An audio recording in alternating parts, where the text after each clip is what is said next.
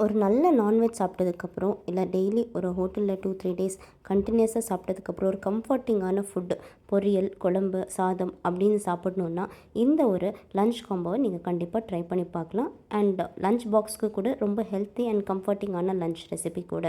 வெண்டைக்காய் பொரியல், அப்புறம் தால், அதாவது ரொம்ப சிம்பிளான தால், அப்புறம் ரைஸ், ரொம்ப சிம்பிளான ரெசிபி. அண்ட் இது கூட டக்குன்னு ஒரு பிரேக்ஃபாஸ்ட் செய்யணுன்னா உப்புமா யாருக்கெல்லாம் பிடிக்கும்னு எனக்கு கமெண்ட்ஸில் சொல்லுங்கள். எனக்கு எங்கள் வீட்டில் உப்புமா எல்லாருமே விரும்பி சாப்பிடுவாங்க. உங்களுக்கு பிடிக்காதுன்னா ரொம்ப சிம்பிளாக இருக்கிற கிச்சடி கூட செஞ்சுக்கலாம்.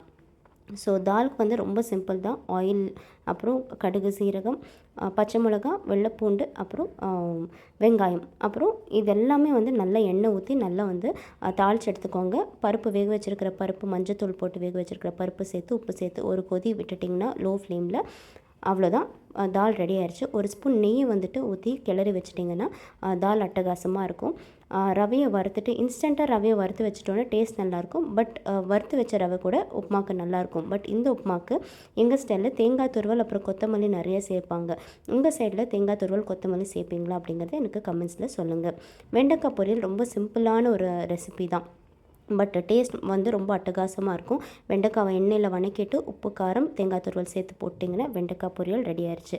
நீங்கள் வந்து என்ன கம்ஃபர்ட்டிங் லஞ்ச் ப்ரிஃபர் பண்ணுவீங்க அப்படிங்கிறது எனக்கு கமெண்ட்ஸில் தெரியப்படுத்துங்க. இந்த மாதிரி குலைவாக உப்புமா செஞ்சு சாப்பிட்டா எங்களுக்கு ரொம்ப பிடிக்கும். நீங்கள் எப்படி உப்புமா வந்துட்டு விரும்பி சாப்பிடுவீங்க? உதிரி உதிரியாவா குலைவா அப்படிங்கிறது கமெண்ட்ஸில் சொல்லுங்கள்.